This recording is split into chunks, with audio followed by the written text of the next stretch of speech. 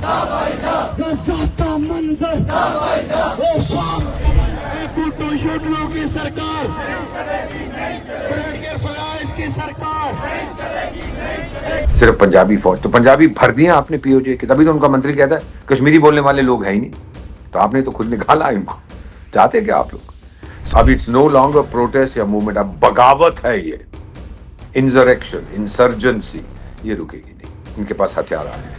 मेरा अपना मानना है इस साल के आखिर तक बलूचिस्तान और पीओजे के और खैबर पख्तूनख्वा मैक्सिमम आज़ादी में चले जाएंगे। आज़ादी का मतलब टेरिटरी अलग ना हो, नया देश ना हो, लेकिन इस्लामाबाद की हुकूमत वहां खत्म, और मैकडोनाल्ड ट्रंप कुछ नहीं कर पाएगा। ये मुल्क टूटने जा रहा है। अगर यही हालात रहे तो हम कल शायद एक दूसरे के पासपोर्ट का इंतजार करेंगे। पीओके में इस लेवल का अनरेस्ट होता है और हमारे यहाँ दिल्ली में कॉकरोच इकट्ठा हो जाते हैं। क्या ये महज एक संयोग है? हम लोग अटेंशन इकोनॉमी में रहते हैं, कुछ होता है हमारा ध्यान उधर जाता है, कुछ और होता है उधर चला जाता है। तो ये जो मीडिया, इंटरनेशनल मीडिया है, ये उछाल रहे थे कॉकरोच वाली को, क्योंकि ये चाहते थे कि जिहादिस्तान में जो कुछ हो रहा है कुछ हद तक उस पर पर्दा डाला जाए। प्रोवोक इन लोगों ने नहीं किया था, इनको तो एक मुद्दा मिल गया था ना, जब वो नीट में पेपर लीक हुए थे। अगर ना होते तो कोई दूसरा मुद्दा ढूंढते। गजा का मंजर, गजा का मंजर ए शाम। लोगों को गाजा की बहुत चिंता होती है, फिलिस्तीन की चिंता होती है कि वहाँ मुसलमान मारे जा रहे हैं। पीओजेके में भी तो मुसलमान मारे जा रहे हैं, यहाँ पर कोई नहीं बोल रहा। बोलना क्यों, कैसे बोलेंगे? क्योंकि आप कहीं पूरी कहानी खत्म हो गई है, वहां बगावत क्यों हो रही है? सर गाजा तो अभी उठा है ना, अब जो सुनामी वहां पे बन चुकी है उसको कोई नहीं। मुन्नी भाई इस्तीफा दे के चला जा। ये अंदरूनी जितनी अलग अलग चीजें चल रही हैं बलूचिस्तान के पीके या पीओके में, इसको रोक दीजिए। पाकिस्तान ऐसा कुछ कर सकता है सर? कोई नहीं अब ये कहानी सुनेगा सर। कब तक बोलोगे भेड़िया आ रहा है, भेड़िया आ रहा है? सॉरी, ये कहानी अब खत्म हो चुकी है। तो कभी कभी लगता है कि इस देश में टू मच डेमोक्रेसी। जो आपने कहा ना, बिल्कुल से मुझे याद आ गया वो हादसा मेरे जीवन में। दर्शकों नमस्कार, आप देखना शुरू कर चुके हैं डीएनपी इंडिया। मैं हूं प्रकाश ललित और आप हमारे साथ देख रहे हैं भारत के बेटे दीपक वोरा सर को। बहुत बहुत शुक्रिया सर हमारे साथ जुड़ने के लिए एक बार फिर से। आपका बहुत बहुत धन्यवाद कि आपने मुझे ये मौका दिया। मैं इस समय देश की राजधानी में नहीं हूँ, कोलकाता में हूँ। एक शानदार एजुकेशनल इंस्टीट्यूशन है, institute of leadership, entrepreneurship and development, वहां पे बैठा हूँ। बच्चों से बात कर रहा था, मम्मी डैडी से बात कर रहा था, और जो कुछ उन्होंने मुझे आज कहा है मैं आपको वो भी बताऊंगा जब हम रिकॉर्डिंग में थोड़ा आगे जाएंगे। दीपक सर, पिछले कुछ दिनों से जब मतलब बीच में जब हमारी बातचीत अभी 2-4 दिन नहीं हुई, तो हर वीडियो में लोग नीचे आकर लिख रहे थे कि दीपक सर किधर हैं, दीपक सर किधर हैं। गायब हो गया, उनको अंतर्धान हो गया। उनको दीपक सर रोज चाहिए, ये चक्कर है सर। मैंने आज इसलिए भी आपको याद किया है कि जिस लेवल की चीजें हैं जो एस्केलेट होती दिख रही हैं पीओके के अंदर, आप बतौर डिप्लोमेट इतने नजदीक से देश को आपने देखा है, भारत की कूटनीति को देखा है, अलग अलग सरकारों में रहे हैं, मौजूदा प्रधानमंत्री को भी आप देख रहे हैं, मौजूदा सरकार को भी देख रहे हैं, इसकी डिप्लोमेसी भी देख रहे हैं। मैं जो समझना चाह रहा हूं आपसे, आप एक चीज बताइएगा मुझे कि पीओके में इतना बड़ा अनरेस्ट क्या आपने पहले भी देखा था? और जो अनरेस्ट है उसकी टाइमिंग को लेकर मेरा आपसे सवाल है कि पीओके में इस लेवल का अनरेस्ट होता है और हमारे यहाँ दिल्ली में कॉकरोच इकट्ठा हो जाते हैं। क्या ये महज एक संयोग है या कुछ ऐसा है जो हम देख नहीं पा रहे हैं? बिटवीन द लाइंस कुछ पढ़ने देखने की जरूरत है। थैंक यू वेरी मच, बहुत बहुत धन्यवाद बेटा। साथ साथ भोजन भी कर रहा था, आपसे बात करते बहुत अच्छा लगता है जब आप बेटे की तरह हैं आप इस देश के। Thank you very much. अब मैं आपसे इतना कहना चाहता हूं कि जो पीओके में हो रहा है, हमारी दुनिया बदल चुकी है। अब ये जो पीओके है, पाकिस्तान ऑक्यूपाइड कश्मीर, वहां की डेमोग्राफी बड़ी मजेदार है। ओरिजिनल कश्मीरी केवल 35% रह गए हैं। ये डेमोग्राफिक री इंजीनियरिंग किया है। और फिर चाहते क्या है? एक जमाना होता था, समाचार जो हमारे पास आते थे, सरकार की मिनिस्ट्रियां ब्रीफिंग करती थी, वो मैं भी करता था, और या फिर अखबारों में आता था। अब जमाना बदल गया है। अब बेटा जो समाचार हैं वो वर्टिकली नहीं आते, हॉरिजॉन्टली आते हैं। यानी सोशल मीडिया बॉर्डर को रिकॉग्नाइज नहीं करता। 1 मिनट के अंदर अगर कुछ होता है कहीं पर, वो दुनिया भर में फैल जाता है। तो पीओके में क्या हो रहा है कि वहां की अब जो पॉपुलेशन है वो यंग लोग हैं, वो पढ़े लिखे हैं। वो नहीं है जो मान जाएंगे, जिनको ये नहीं कहा जा सकता इस्लाम इस्लाम इस्लाम। उन्होंने कहा यार अपने घर में रखो वो इस्लाम। हमें क्या चाहिए? हमें नौकरी चाहिए, हमें सुविधाएं चाहिए, और जो बिजली है जो हमारे एरिया में प्रोड्यूस होती है उसका फायदा हमें मिलना चाहिए। तो ये जो शुरुआत हुई थी इसकी, प्रकाश सर, मेरा मानना है कि इसमें शायद पश्चिमी देश भी हैरान हो गए। मैकडोनाल्ड ट्रंप भी घबरा के आए। क्यों? शुरुआत होती है प्रोटेस्ट से। प्रोटेस्ट के बाद होता है एक मूवमेंट। मूवमेंट के बाद होता है इंसरेक्शन यानी इंसर्जेंसी, और इंसर्जेंसी के बाद होता है रेवोल्यूशन। ये बेटा मैंने अपने करियर में बहुत से देशों में देखा। मैंने देशों को टूटते हुए देखा है। 3 देशों में मैंने काम किया है, मेरी आंखों के सामने टूटे हैं। सूडान, दक्षिण सूडान, मैंने उसको देखा है। इथियोपिया, एरिट्रिया, मैंने उसको टूटते हुए देखा। और इंडोनेशिया, ईस्ट तिमोर, मैंने देखा है। और आसान नहीं होता। जो मदर कंट्री में लोग रह जाते हैं उनके लिए स्वीकार करना कि हमारा देश अब वो नहीं है जो होता था, टूट गया है। गलती किसकी है ये आप खुद अनुमान लगे। तो अब क्या है, पीओजेके के लोग, क्योंकि अब दुनिया इतनी छोटी हो गई है, आप जैसे आउटस्टैंडिंग मीडिया पर्सन की खातिर आप सब जगह खबरें भेजते हैं। अब जब उनको पता लगता है, उनके पास 20 या 25 हॉस्पिटल हैं पूरे पीओजेके में, मेरे पास 5,500 से ज्यादा है। वहां दवाइयां नहीं है, वहां डॉक्टर नहीं है, कुछ नहीं है। एजुकेशनल इंस्टीट्यूशंस बहुत कम है। लेकिन ये जो बच्चे हैं ये ऑनलाइन पढ़े हुए हैं या विदेशों में पढ़े हैं और वापस आए हैं काम करने के लिए, आके देखते हैं ये क्या हो रहा है। गवर्नमेंट तो है कहते हैं, गवर्नेंस नहीं है। ये नई कहानी लिखी जा रही है पीओजेके की। अपने उनके जो कॉन्टैक्ट्स हैं, उनकी फैमिलीज हैं, दोनों तरफ है ना सर परिवार। वो कश्मीर जिसके ऊपर इस समय जो मेरे साथ है और जो कश्मीर इन लोगों ने छीन लिया था, फैमिलीज तो एक ही हैं। और वो ये कहते हैं कि भारत में देखिए क्या हो रहा है, और जब देखते हैं तो वो फिर भड़क जाते हैं। तो ये जो प्रोटेस्ट चल रही है, अब आपने कॉकरोच का जिक्र किया या कोई भी प्रोटेस्ट, फार्मर्स प्रोटेस्ट की मैं बात करता हूं आपके साथ, जो कुछ साल पहले भारत में हुआ था। हमारी परंपरा क्या है? पीएम साहब ने क्या बोला था फार्मर्स प्रोटेस्ट के बाद? 3 फार्मिंग लॉज उन्होंने वापस लिए। बोले हमारी तपस्या वो रिजल्ट नहीं लाई है जो हम चाहते थे। और जो ये बच्चों ने, कॉकरोच पार्टी ने जो प्रदर्शन किया था, ऑफकोर्स विदेशी ताकतों का हाथ था इसके पीछे, नो क्वेश्चन, पर उसी को हमने डिफीट किया। और कैसे हमने हराया? कि बोला कि ठीक है आप पीछे पड़े हुए हैं कि मंत्री की रेजिग्नेशन हो, उसने इस्तीफा दे दिया। उसके बाद चले गए, ये सब घर गए, वापस नहीं आए। अब जो लीडर हैं, एक आधे बचे मकौड़े, वो बकवास करते हैं, उनको विदेशी ताकतों का सहयोग है।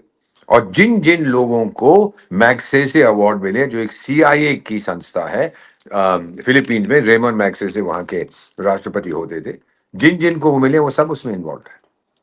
एंड आई वाज सरप्राइज बेटा, मुझे कहना नहीं चाहिए, मेरी सहयोगी हैं सिविल सर्विस में, मुझसे 1 साल सीनियर है, भारत की पहली लेडी आईपीएस ऑफिसर, वो भी चली गई। जब उसने देखा कि मैं तो अकेली रह गई हूँ, सब लोग वहां पहुंच रहे हैं, तो वो भी जाके वहां कुछ हाथ पैर मारने लगी।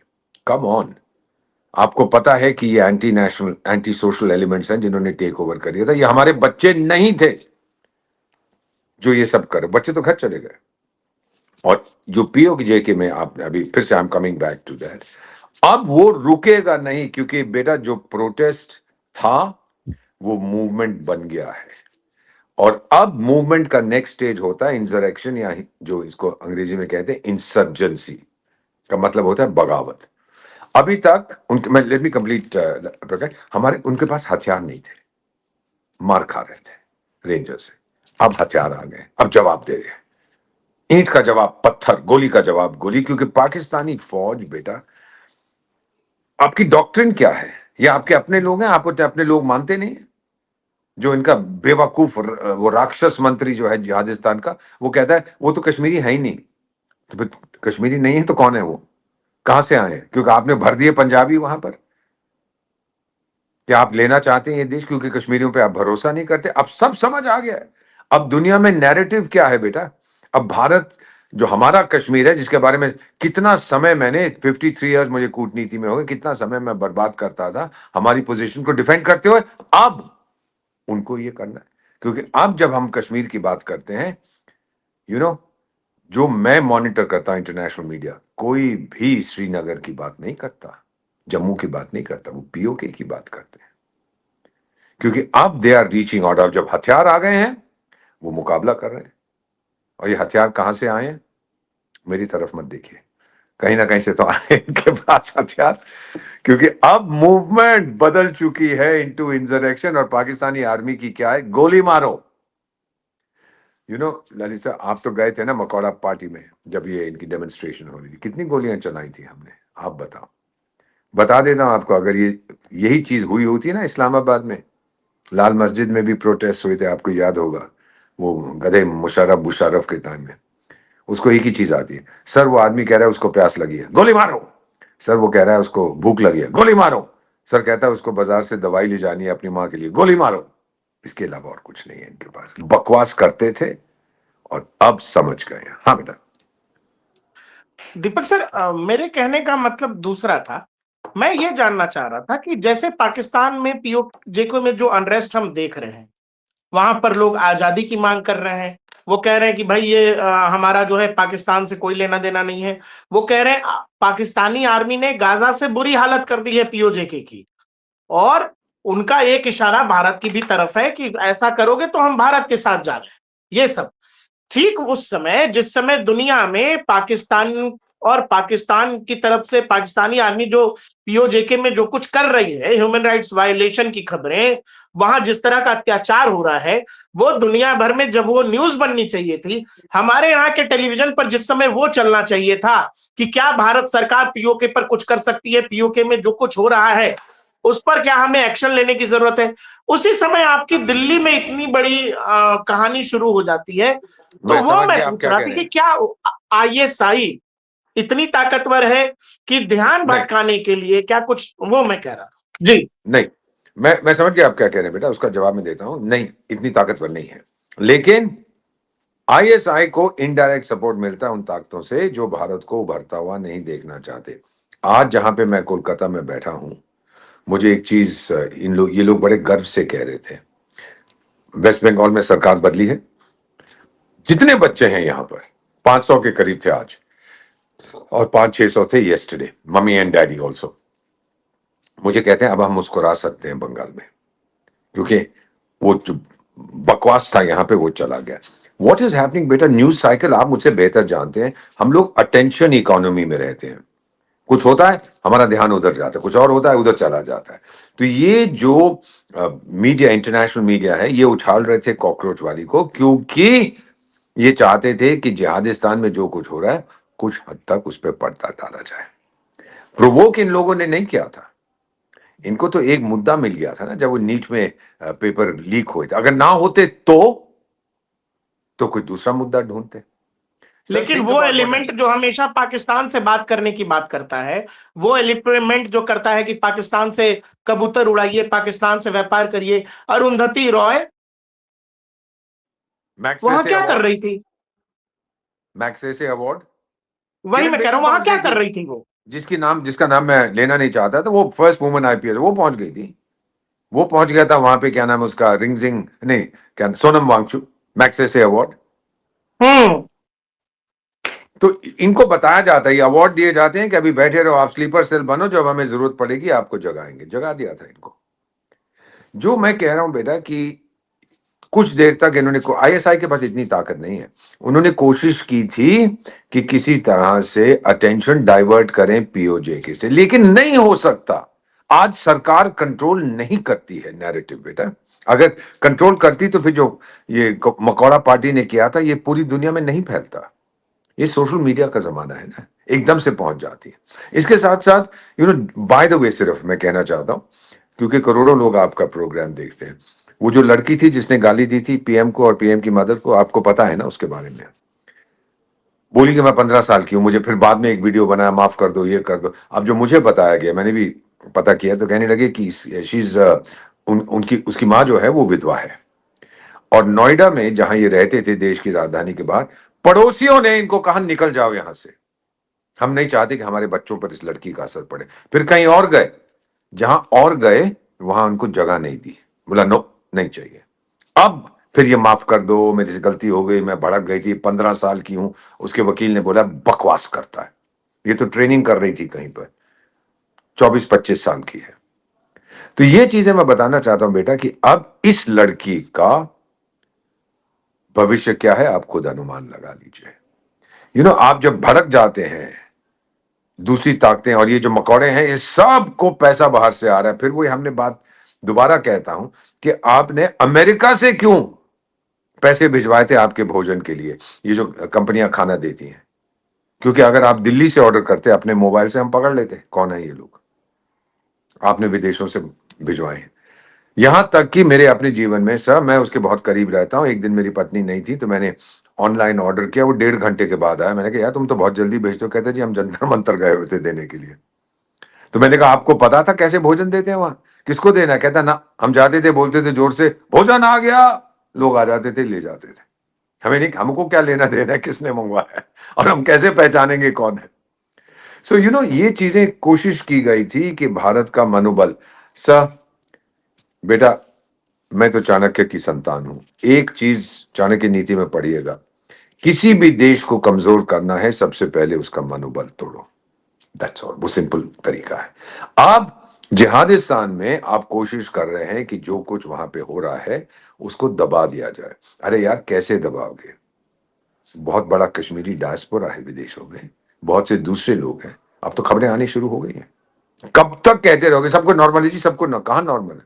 अब जाने दो ना अपने जर्नलिस्ट को। अब तो जिहादिस्तान, मैं सुन रहा था वो क्या क्या नाम है, वो हज्जाम हज्जाम सेठी या ऐसा कुछ नाम है उस गधे का, जो नजम बहुत बड़ा सेठी। हुआ। हाँ वही हज्जाम।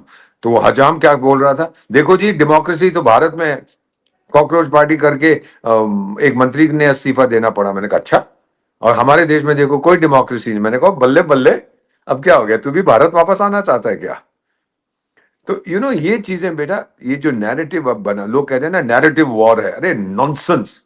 नैरेटिव बनता है लेकिन सच्चाई फिर पकड़ लेती है। कहां गए वो लोग जो गायब हो गए हैं? ललित शाह, मुझे शर्म आती है ये कहते हुए। कारगिल में आपको पता है कि मैं विशेष सलाहकार हूं। वहां पीओजे से कोई संबंध नहीं है, उसका गिलगिट बाल्टिस्तान से है। 35 किलोमीटर की सड़क है, फ्रॉम कारगिल टू स्कार्दू, सड़क बंद है।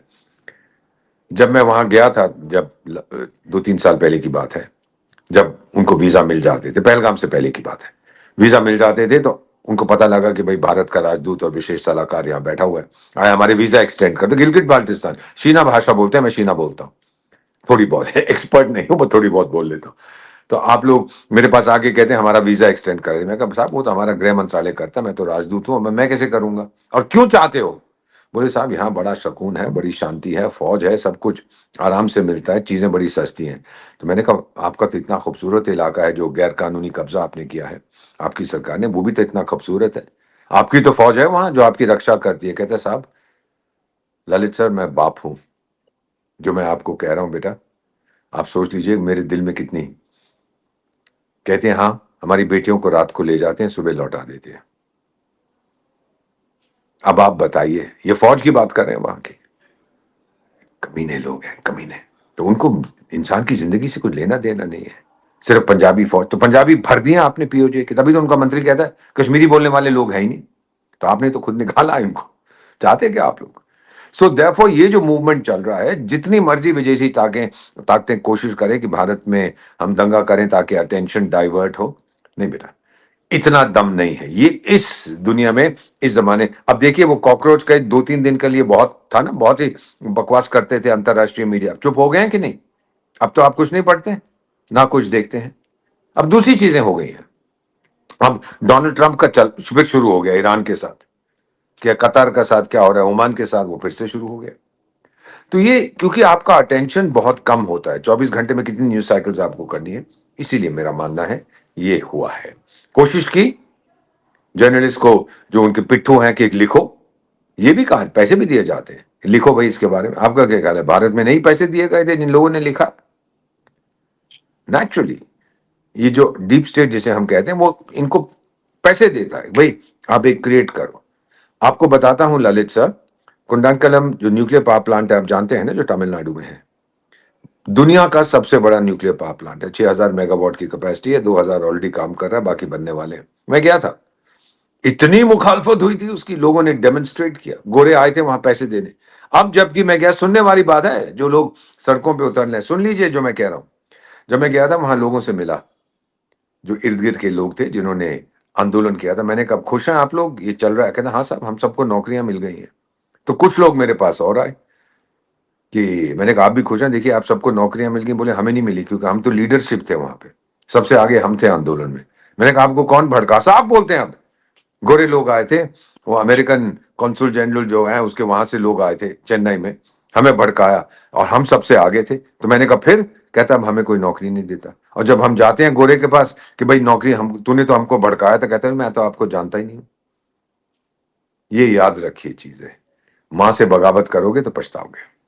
सो अब जो मैं आपसे कहने जा रहा था बेटा, पीओजे के जो मैं कहता हूं, वहां अब ये जो बगावत शुरू हो गई है, अब इट्स नो लॉन्गर प्रोटेस्ट या मूवमेंट, अब बगावत है, ये इंसरेक्शन, इंसर्जेंसी, ये रुकेगी नहीं। इनके पास हथियार आ गए हैं। और मुझे पता लगा कि टीटीपी के लोग पहुंच गए, कुछ बलोच लोग पहुंच गए, कॉमन बॉर्डर उनका है ना, पहुंच गए वहां।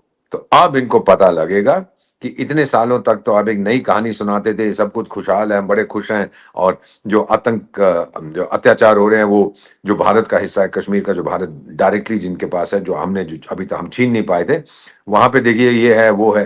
अब क्या बोलेंगे? अब अपने लोगों को ये बोलेंगे कि तुम चुप हो जाओ, जानवर बोलो, वहां के लोग तुमको हम 10 थप्पड़ मारते हैं तो वहां पर उनको 20 मिलते हैं। What rubbish! फंस गए हैं बेटा, ये इसको कर्मा कहते हैं। एक पठान और सिखनी का बेटा कहता है जो सनातनी है, ये कर्मा है। वापस आ गए, अब कैसे बचोगे? मेरा मानना है, मेरा अपना मानना है, इस साल के आखिर तक बलूचिस्तान और पीओजे के और खैबर पख्तूनख्वा मैक्सिमम आजादी में चले जाएंगे। आजादी का मतलब टेरिटरी अलग ना हो, नया देश ना हो, लेकिन इस्लामाबाद की हुकूमत वहां खत्म, और मैकडोनाल्ड ट्रंप कुछ नहीं कर पाएगा। पाकिस्तानी संसद में, जी, तो नाम मैं भूल रहा हूँ मौलाना का, मौलाना साहब कह रहे हैं कि हमें बलूचिस्तान जाने के लिए वीजा लेना पड़ेगा, पीओके जाने के लिए वीजा लेना पड़ेगा, केपीके जाने के लिए वीजा लेना पड़ेगा। दूसरा, मोहसिन नकवी जो वहां का होम मिनिस्टर है, जो एशिया कप की ट्रॉफी लेके भाग गया था, उसने सबसे बड़ा कहा गधा। कि हमारा सिस्टम कोलैप्स हो गया है। और एक और ऑपोजिशन का लीडर है, उस मौलाना का नाम मैं भूल रहा हूँ, फजलुर रहमान, माफ करिए, हाँ, फजलुर रहमान, फजलुर हाँ। रहमान ये कह रहा है कि बलूचिस्तान और केपीके मुनीर साहब की मुट्ठी से फिसल रहा है, वहां लोग मानने को तैयार नहीं है। दूसरा, बीएलए ने अनाउंसमेंट कर दिया है कि 11 अगस्त को वो आजादी दिवस मनाएंगे अपना बलूचिस्तान का। मैं इसमें यह समझना चाह रहा हूं आपसे कि भारत की जो लीडरशिप है, अभी कल एमईए की तरफ से कहा भी गया कि वहां जो प्रोटेस्ट हो रहे हैं पीओजेके में, उसमें 90 से ज्यादा सिविलियंस की मौत हुई है। और ये मौत जो है सर, टारगेटेड किलिंग हो रही है पाकिस्तान आर्मी की तरफ से। मैक्सिमम मिलिट्री एस्टेब्लिशमेंट के जो लोग प्रोटेस्ट में शामिल हैं, जो पॉलिटिकल आउटफिट इसको लीड कर रहा है, उससे जुड़े लोगों उनको को मारा। ये मार रहे हैं। हाँ, आप इसको भारत के लिहाज से कैसे देख रहे हो, और भारत की सिक्योरिटी एस्टेब्लिशमेंट है या पॉलिटिकल एस्टेब्लिशमेंट जो है, वो इसको कैसे देख रही होगी? क्योंकि भारत के अंदर देखिए, लोगों को गाजा की बहुत चिंता होती है, फिलिस्तीन की चिंता होती है कि वहां लेकिन पीओजे की मुसलमान नहीं है मारे ना। जा रहे हैं। पीओजेके में भी तो मुसलमान मारे जा रहे हैं, यहाँ पर कोई नहीं बोल रहा है। बोलना क्यों, कैसे बोलेंगे? क्योंकि आप कहीं पूरी कहानी खत्म हो गई है, वहां बगावत क्यों हो रही है? सर गाजा तो अभी उठा है ना, कुछ साल पहले। पीओजे के तो 1948 से, 47 से। देखो जी वहां के कश्मीरी कितने खुश हैं, सब कुछ ये वो, और अब तो वो सब कहानी आपकी उल्टी हो गई। वहां के लोग कहते हैं हमसे धोखा किया है, हमें कुछ मिला नहीं है, हमें गवर्नेंस नहीं मिली, गवर्नमेंट मिली है, हमें आर्थिक जो हमारे हम चीजें हमारी मांगे थी कहां गई? Sir human rights is a soft issue, लेकिन आपकी इकोनॉमी तो हार्ड इशू है ना सर। आपको अनाज कितना महंगा मिलता है, पेट्रोल कितना महंगा मिलता है, और जो फिर जो बिजली उत्पन्न होती है वहां से, सर पीओजी के में जो इलेक्ट्रिसिटी प्रोड्यूस होती है, वो पीओजे के में ज्यादा महंगी है, पंजाब में सस्ती है। यानी आपके रिसोर्सेज को लूटा जा रहा है। तो ये अब जो मूवमेंट, जो अभी ये इंसरेक्शन हो गई है, अब इसको रोकना बड़ा मुश्किल है। और अगर बलूचिस्तान ने 11 तारीख को ऐलान कर दिया, और 11 का भी एक सिग्निफिकेंस है, शायद इसी दिन था जब नवाब अली अगरबुख्ती को, अब मुझे साफ याद नहीं है कौन सी तारीख को, जब उसको पाकिस्तानी फौज ने उसके मुशर्रफ के टाइम में मार दिया था। मैं उनको जानता था, वो बुख्ती हैं सर, मैं उनको जानता था, और वो न्यूयॉर्क में हम लोग मिलते थे। उस समय शायद गवर्नर थे, क्या थे, मुझे बेटा कहते थे। मैं जवान था, ही वाज वेरी, बड़े खूबसूरत आदमी था। तो मैं उनसे मिलता था, बातचीत होती थी, और कहते थे कि शायद हम लोगों ने गलती कर दी थी कि हम उस तरफ चले गए। था मैं समझा नहीं उस समय, मेरा कोई माइंड तो कोई खास, मैं 80s की बात कर रहा हूँ, कोई खास तो मेरा ध्यान नहीं था इस तरफ। तो शायद वो कहना चाहते थे कि हमें या तो आज़ाद होना चाहिए था या भारत के साथ मिल जाना चाहिए था। तो अब जो है, मैं देख रहा हूँ अभी तक बलूचिस्तान की समस्या रह रही है ललित सर, कि उनके पास लोग नहीं थे। अब उनके पास लोग आ गए, विदेशों से आए हैं। और एक चीज और बताऊं, सब बलूच लोग रहते कहाँ हैं? रहते हैं जिहादिस्तान में, अफगानिस्तान में और ईरान में। ईरान बड़ा खुश है, जो उसका सिस्तान बलूचिस्तान प्रोविंस है, वो ईरान का सबसे गरीब प्रोविंस है, जैसे बलूचिस्तान पाकिस्तान का सबसे गरीब प्रोविंस है। बलोच अब वहां, मूवमेंट टू यूनाइट बलोच वो शुरू हो गया सर, पहले भी था, अब तो और ताकत आ गई। आ जाओ वापस, धरती हमारे पास बहुत है। 45% हम लैंड एरिया है जिहादिस्तान का, 5% पॉपुलेशन। आइए, वो वापस आ रहे हैं सर, और वो भिड़ रहे हैं। अब इसको पाकिस्तान को नहीं पता इसके साथ कैसे निपटूं, बस एक ही चीज, गोली चलाओ। गोली चलाने से टाइगर कुछ नहीं होने वाला। सो टू सम अप बेटा, अब जो सुनामी वहां पे बन चुकी है उसको कोई नहीं, मुन्नी भाई इस्तीफा दे के चला जा। और सच्चाई ये है, मुन्नी भाई की बात कर रहा हूं, पाकिस्तान में बहुत से लोग आपका प्रोग्राम देखते हैं। सर आपने कल chief of defence staff, former chief of defence staff general Anil Chauhan का बयान तो देखा ही होगा, जो मीडिया कॉन्फ्रेंस में वो कह रहे थे कि ऑपरेशन सिंदूर के बाद उन्होंने सुबह हमें फोन किया कि भाई और मत मारो, रुक जाओ। वो कहता हमने दोपहर तक उनको जवाब नहीं दिया, हमने कहा ठोको इनको। अब मैं एक सवाल पूछना चाहता हूं आपसे sir, please give me an answer. Operation जो इन्होंने किया था पहलगाम में, हमने तो सिंदूर किया था बदले में, इन्होंने जो मारे थे हमारे लोग, मकसद क्या था सर? क्या मिला इनको? गधे हैं ना एक नंबर के। ये मुल्ला जो आपका बंद अल्लो अल्लो अल्लो करता फिरता, ये गधा मुन्नी भाई, क्या मिल गया तेरे को? तेरे कितने ठिकाने हमने नष्ट कर दिए। आज तक नूर खान एयरबेस को जो हमने ध्वस्त किया था, आज तक उसकी मरम्मत हो रही है, साल से ज्यादा हो गया। मिला क्या आपको? सर अल्टीमेटली जब आप कोई एक्शन करते हैं, मेरे को 53 साल कूटनीति में हो गए, समझते हैं कि मेरा ऑब्जेक्टिव क्या है, मुझे मिलेगा क्या, मुझे क्या नसीब होगा, मुझे क्या हासिल होगा। जब वही क्लियर नहीं, बचा के मारा, तो फिर जब हमने वापस जवाब दिया तो फिर पतलूनगिरी हो गई। व्हाट इज योर ऑब्जेक्टिव, वो तो बताया नहीं। सो ये चीजें अगर आप ध्यान रखें, इस समय पीओजीके के लोग, अभी तक तो उनको दूसरी कहानियां सुनाई जाती थी, अरे भारत में अत्याचार हो रहे हैं, कश्मीर में ये वो, मुसलमानों के साथ ये, आप रहिए हमारे साथ, हम मजबूत होंगे, फिर हम लड़ेंगे। और यहां तक कि वो गधा जो पीओजेके का कहता है मैं प्राइम मिनिस्टर हूं, उसने कहा जी जहाज शुरू करते हैं, मैं सबसे पहले शुरू करूंगा। उसको 2-4 झापड़ मारे उसके लोगों ने। और पता क्या सर, वहां का इस्लामाबाद से अपॉइंट होता है ना पीओजेके का जो सो कॉल्ड प्राइम मिनिस्टर, आजाद कश्मीर जो है। और वहां के लोगों ने जब बोला उसको कि अच्छा तूने कहा था जिहाद शुरू करेगा, पहले हमको भोजन दे, अब वो छुप गया, कहीं नजर नहीं आता। He is not visible now, जो सो कॉल्ड प्राइम मिनिस्टर, नाम उस गधे का भूल गया। तो ये चीजें हैं बेटा, जो अब मेरा मानना है कि ये रुकने वाला नहीं है। ये अलग होंगे, इमोशनली अलग हो चुके हैं, इकोनॉमिकली अलग हो चुके हैं, फिजिकली अलग हो चुके हैं, अब पॉलिटिकली अलग हो जाएंगे। आगे हम रहेंगे, रखना चाहते हो पार्ट ऑफ पाकिस्तान, मुबारक हो, लेकिन आपकी बात हम नहीं सुनेंगे। हुकूमत वाकई ही अगर आजाद होना है तो हमें आजाद होना है। देखिए कैसे ये नाम आजाद कश्मीर अब इनको काटने आ रहा है। अच्छा ये हिस्सा तुम सर आजाद एक चीज मैं समझना चाह रहा हूँ, एक और बात सर कि लेट मी कंप्लीट। अगर आजाद है तो फिर ये संयुक्त राष्ट्र संघ के लिए अप्लाई कर दो, मेंबरशिप के लिए। समझ गए? बोलो भाई हम तो आजाद इंडिपेंडेंट कंट्री हैं, जो जिहादिस्तान खुद कहता है। फंस गया है, वो अपने आप को बड़ा शातिर समझता है, गधा है गधा, फंस गया है अपने ही एक जाल। चीज आप बताइएगा, इसमें हमने कहा है कि ऑपरेशन सिंदूर हमने खत्म नहीं किया है, एक पॉज बटन हमने दबाया है। बिल्कुल। आपको ये लगता है कि पीओजेके का जो सिचुएशन है वो अगर कंट्रोल नहीं होता है, अभी हमने देखा कि कश्मीर के अंदर एक आतंकवादी घटना में 2 जो बाहर के मजदूर थे उनकी हत्या की गई। पाकिस्तान ऐसा कुछ बड़ा कर सकता है और ये नहीं। एक्सपेक्ट करेगा कि भारत जवाबी कार्रवाई करेगा, क्योंकि भारत करेगा, उसको पता है। और फिर वो कहेगा कि देखिए जी भारत हमें मार रहा है, और मुनीर एक फेस सेविंग सिचुएशन में आएगा पीओके से लेकर पूरे पाकिस्तान में कि देखिए अब हमको भारत से लड़ना है। ये अंदरूनी जितनी अलग अलग चीजें चल रही हैं बलूचिस्तान के पीके या पीओके में, इसको रोक दीजिए। पाकिस्तान ऐसा कुछ कर सकता है सर? सवाल ही पैदा होता है। बलूचिस्तान में मेरे बहुत दोस्त हैं, पीओजेके के लोगों को जानता हूँ, मेरे ग्रुप के मेंबर्स हैं। पठान पश्तून तो मैं खुद हूँ, हाफ पश्तून। जानते हैं कोई नहीं अब ये कहानी सुनेगा सर। कब तक बोलोगे भेड़िया आ रहा है, भेड़िया आ रहा है? सॉरी, ये कहानी अब खत्म हो चुकी है बेटा। मैंने जैसे बताया ना, आपका ये आप लोगों का जमाना है, ये हमारे यंग पीपल का जमाना है। वो ये सब बकवास नहीं सुनते हैं, वो तो जानते हैं क्या चाहिए। मुझे आर्थिक स्टेबिलिटी चाहिए, मुझे अच्छी जिंदगी चाहिए, मुझे नौकरी चाहिए, मुझे परिवार चाहिए, मुझे घर चाहिए। आप दे नहीं पा रहे, मुझे आपका इस्लाम मेरे गले में नहीं चाहिए। That is the basic move Balochistan में हो चुका है। अब जब अगर वो आजादी की घोषणा कर रहे हैं, क्या करेगा सर? वो कुछ और आतंकी भेजेगा तंग करने के लिए, हम पे ठोकेंगे। पीओजेके को नहीं ठोकेंगे, बलोचिस्तान को नहीं ठोकेंगे, खैबर पख्तूनख्वा को नहीं ठोकेंगे। पाकिस्तान के घर के अंदर, पंजाब के अंदर घुस के मारना पड़ा तो मारेंगे। This is it.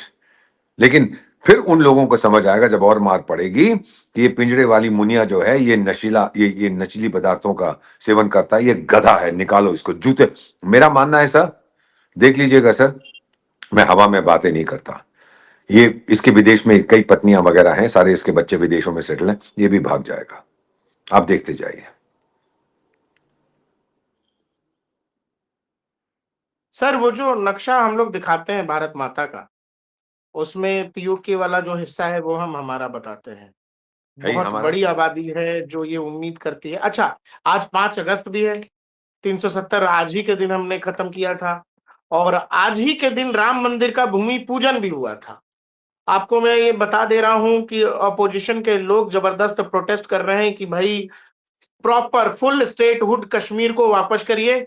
Mehbooba Mufti जो है तिरंगा उल्टा लेकर के बैठी हुई थी कि भाई हमको 370 रिस्टोर करके दो। राम मंदिर के मामले में कुछ लोग कह रहे हैं कि चढ़ावा चोरी और ये सब, ये पूरी कहानी चल रही है।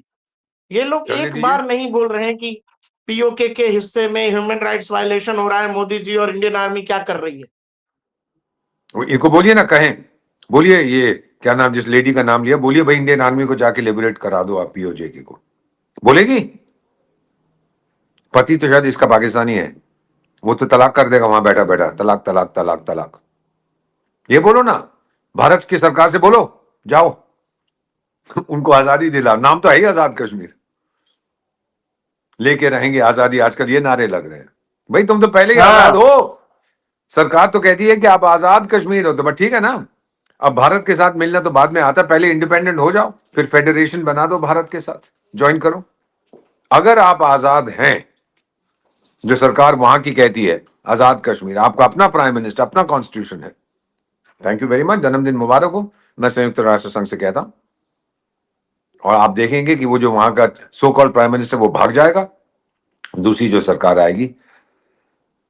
अगर मेरी राय लें, और मैं ये नहीं कह रहा कि नहीं लेंगे, कि जाइए अप्लाई करिए मेंबरशिप के लिए, बलूचिस्तान तो कर देगा 100%।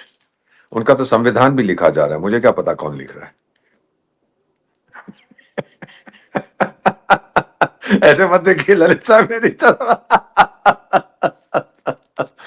बहुत अच्छा लगता है जब आपके साथ होता हूं। हमें मौका नहीं मिला, लेकिन मैं आज रात को दिल्ली लौट रहा हूं। मैं चाहता था कि ये जो पार्लियामेंट में नया बिल रखा गया है, फॉरेन करेंसी रेगुलेशन एक्ट, तो उसके बारे में कल बात करेंगे सर, क्योंकि ये उससे बहुत लोगों को बहुत दर्द है, आने नहीं दे रहे। वो पूरा हंगामा इसलिए है कि अमित शाह टेबल नहीं कर सके बिल को।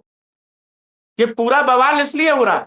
ये टेबल होएगा, ये पास होगा। 1976 में ये पहला फॉरेन कंट्रीब्यूशन रेगुलेशन एक्ट लाया गया था। 50 साल के बाद अब उसके ऊपर वेरी स्ट्रांग उसकी अमेंडमेंट कर रहे हैं। और ये लाई थी प्रीवियस सरकार, श्रीमती गांधी, आपको पता है 1975 में इमरजेंसी की थी, दुनिया भर ने उसकी ऑपोजिशन की थी, मैं उस समय फ्रांस में पोस्टेड था, तो मुझे मालूम है कि पैसे आते थे उस सरकार को डिस्टेबलाइज करने के लिए। तभी 1976 में पहली बार ये आया, 2010 में इसको खत्म किया, नया वाला लाया गया, और आज 50 साल के बाद जब से पहला आया था फॉरेन कंट्रीब्यूशन रेगुलेशन एक्ट, 50 साल के बाद उसको और तक ताकतवर किया जा रहा है, ताकि जो विदेशी पैसा आता है, मान लीजिए वो प्रकाश ललित का एनजीओ के पास आता है, तो प्रकाश वो पैसा दीपक बोरा का ना दे दे और बताए कि मैं क्या करूंगा उस पैसे के साथ। क्यों? क्योंकि ये इसका होल आइडिया है नेशनल सिक्योरिटी, पॉलिटिकल कंट्रोल रखना है। पॉलिटिकल पार्टी जो बेरोजगार से पैसे लेती है, जो नाराज हैं, अब उनको पैसा नहीं मिलेगा ना सर, उनके चाइनीज खान तो बंद हो गए हैं, अब क्या करेंगे ये लोग? पैसा कहां से आएगा इनके? मैं तो दूंगा नहीं। तो इसीलिए इसकी मुखालफत हो रही है, अदरवाइज इस बिल में कुछ नहीं है जो किसी को डर लगना चाहिए। मुझे डर नहीं लग रहा। बाकी जो एनजीओ हैं जो काम करती हैं, जिनकी रजिस्ट्रेशन है स्टेट बैंक ऑफ इंडिया के साथ, देश की राजधानी में संसद मार्ग पे जिसका ऑफिस है, वन ऑफिस, और अब डिजिटल कंट्रोल है, अब तो कुछ करना बहुत मुश्किल है टाइगर लोग। तो इतना हंगामा क्यों है, इतना डरे हुए क्यों हैं लोग? क्योंकि पैसा नहीं आएगा विदेश से। आपका क्या ख्याल है, वो फार्मर्स जब एजिटेशन हुआ था वहां पे, मैं तो गया था ना कितनी बार सर, वहां लिखा हुआ था funded by this world Sikh society and this and six for justice, और ये वो कितने वहां लोग, पैसा आता था वहां से, अब नहीं आ रहा। अब बैठे हुए हैं कई उनमें से जो बहुत ज्यादा लाल किले पे चढ़ गए थे इधर उधर, वो जेल में बैठे। अब मुझे बताते हैं मेरे फ्रेंड्स, उनको मिले हैं जेल में, वो कहते हैं बाबूजी हमको निकाल लो, हम तो फंस गए, हम तो बेवकूफ है, हम तो गधे, हम तो गधे हो तो बैठो पे जेल में, सड़कों पे तो हमको गधे नहीं चाहिए। सो यू नो ललित साहब, कई बार देर हो जाती है, अंधेर कभी नहीं होता इस देश में, आप याद रखिएगा। जो लोग आपका प्रोग्राम अभी देख रहे हैं, मुखालफत इसकी वो लोग कर रहे हैं जिनको, भाई मैं किसी चीज को क्यों अपोज करूंगा जब मुझे डर लगता है कि उसके परिवर्तन से मुझे नुकसान होगा, तभी तो मैं उसकी मुखालफत करूंगा। अगर मुझे लगता है कि उसके साथ मेरा फायदा होगा तो मैं समर्थन करूंगा। इनमें से मेरा ख्याल है 99% ने तो पढ़ा भी नहीं होगा कि अमेंडमेंट क्या है, उनको तो पता। और याद रखिए सर, ये फॉरेन कंट्रीब्यूशन रेगुलेशन एक्ट है, ये इंडियन कंट्रीब्यूशन रेगुलेशन एक्ट नहीं है। आपने अगर पैसे देने हैं दीपक बोरा के एनजीओ को, करोड़ों रुपए दीजिए, मैं जमा करा दूंगा खाते में, सरकार को बोलूंगा इसलिए खर्च करना। लेकिन विदेश से जो पैसा आता है वो मैं नहीं। अमेरिका में जब मैं पोस्टेड था वहां पर, तो हमने भी एक लॉबिंग ग्रुप से, हम उसको लॉबिंग कहते हैं, जो लोग भारत के बारे में बात करते थे वहां की लीडरशिप से, वो रजिस्टर होते हैं, फॉरेन गवर्नमेंट के एजेंट हैं। तो जिहादिस्तान ने 2 कंपनियां रखी हैं, बहुत पैसा दे रहे हैं, वो भी रजिस्टर्ड है, एजेंट्स ऑफ फॉरेन गवर्नमेंट। जब हम ऐसा करने की कोशिश करते हो डेमोक्रेसी खतरे में है, तो डोनाल्ड, अमेरिका में तानाशाही, डेमोक्रेसी नहीं है ये चीज। सर क्या आपको कभी कभी लगता है कि इस देश में to much democracy? You know, आज आपको पहली बात बताता हूं प्रकाश सर, जब मैं मलेशिया में पोस्टेड था उस समय वहां के प्रधानमंत्री थे डॉक्टर मोहम्मद माथिर, मेरे बहुत मित्र थे, बहुत बुढ़े हैं, अब तो 101 110 साल के, पागल हो गए तकरीबन। उनके चरणों में बैठ के मैंने बहुत कुछ सीखा था। मुझे एक बार कहते हैं मैंने मलेशिया में कितनी तरक्की हुई एक्सेट्रा, तो फिर मैंने उनसे पूछा सर भारत में क्या कमजोरी है, हम लोग आपकी तरह क्यों नहीं हो रहे? कहता है टू मच डेमोक्रेसी। ये शब्द उन्होंने इस्तेमाल किए थे। मुझे कहते हैं बेटा, क्योंकि मैं उनकी भाषा बोलता हूँ, भाषा मलायू, इसे बेटा your country has to much democracy. वो था, मलेशिया को आगे ले गया, बाद में हार गया, लोग बदल गए, अब जेल में बैठा है, नहीं जेल में नहीं, 101 या 102 साल का, तो मर जाएगा। बट बेसिक इशू ये है कि ये उसका जो आपने कहा ना, बिल्कुल से मुझे याद आ गया वो हादसा मेरे जीवन में, टू मच डेमोक्रेसी। खैर Lalit sir, thank you very much, जब भी आपके साथ होता हूँ बहुत अच्छा लगता है, और मैं आज रात को दिल्ली पहुंच जाऊंगा, और फिर जरूरत पड़ी तो कल फिर बात करेंगे। Thank you very much sir. जय हिंद सर, जय हिंद। जय हिंद बेटा, वंदे मातरम।